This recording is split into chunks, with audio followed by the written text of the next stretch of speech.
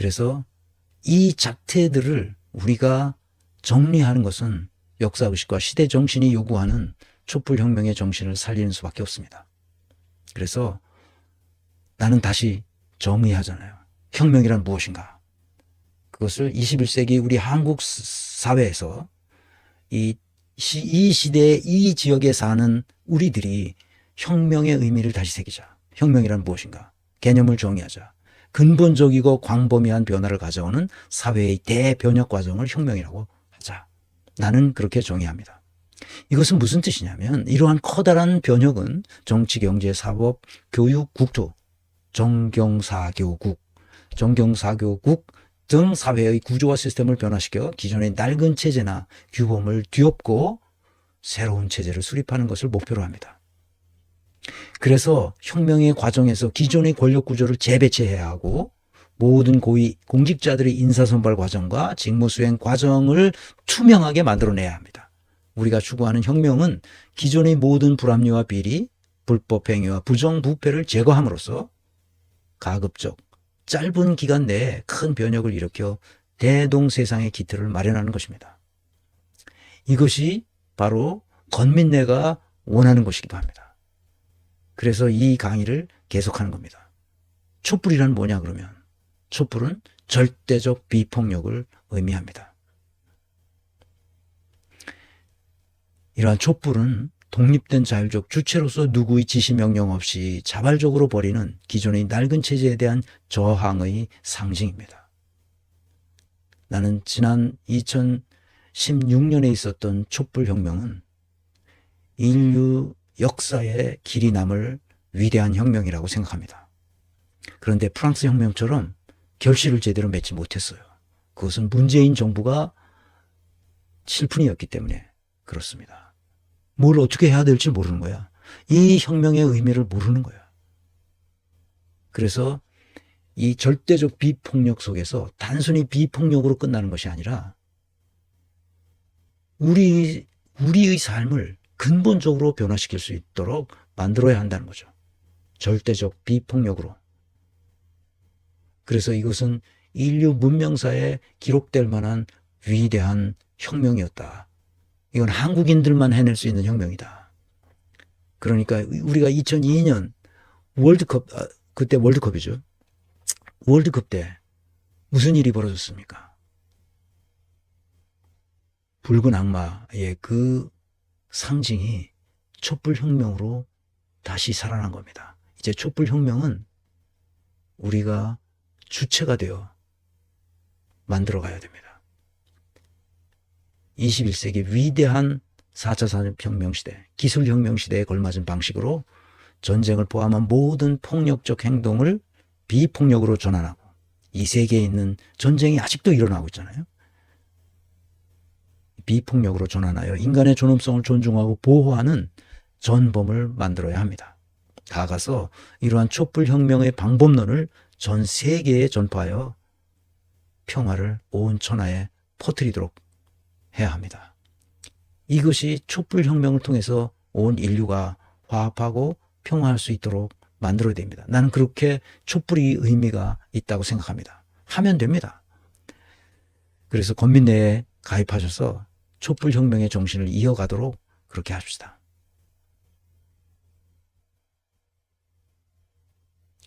이것은 인류사에 정말 남을 수 있는 위대한 혁명입니다. 이것을 프랑스 혁명, 내가 오늘 프랑스 혁명을 좀 얘기하려고 그러다가 힘이 없어서 나중에 프랑스 혁명에 대해서는 좀 다시 얘기할 기회가 있을 것 같습니다. 그래서 촛불 혁명으로 프랑스 혁명이 이루지 못한 그 혁명을 우리가 다시 이어갈 수 있도록 그렇게 했으면 좋겠습니다. 그래서 촛불 혁명이 절실합니다. 그래서 우리는 반드시 탄핵을 이른 시일 내에 해야 합니다. 물론 이재명이나 민주당 지도부에서는 아직 탄핵 얘기가 나오지 않습니다.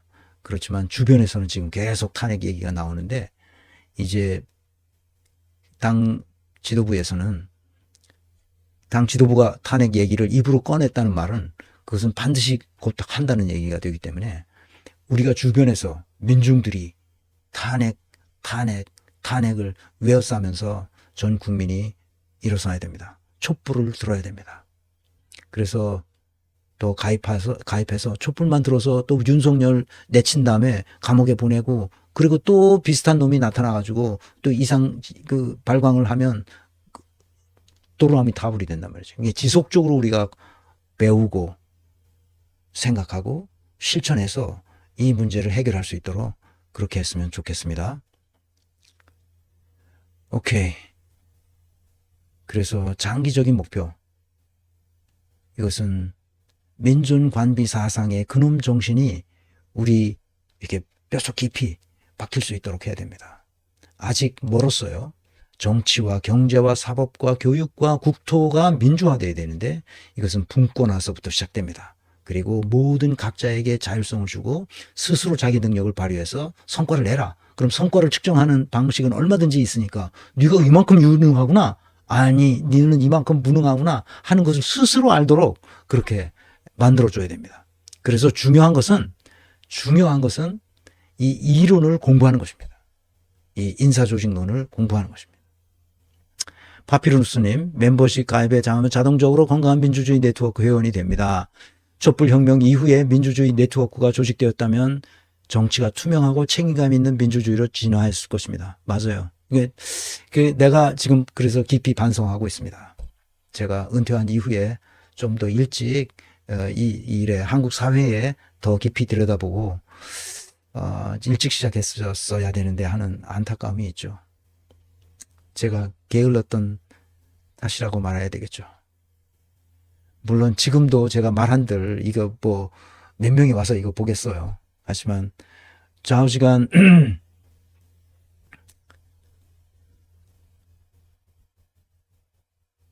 네. 네, 줄리팡님, 네. 줄리팡님 항상 저보고 이제 목소리가 이 모래가 낀 것 같은 목소리가, 차 한잔 마시라고 늘 주십니다.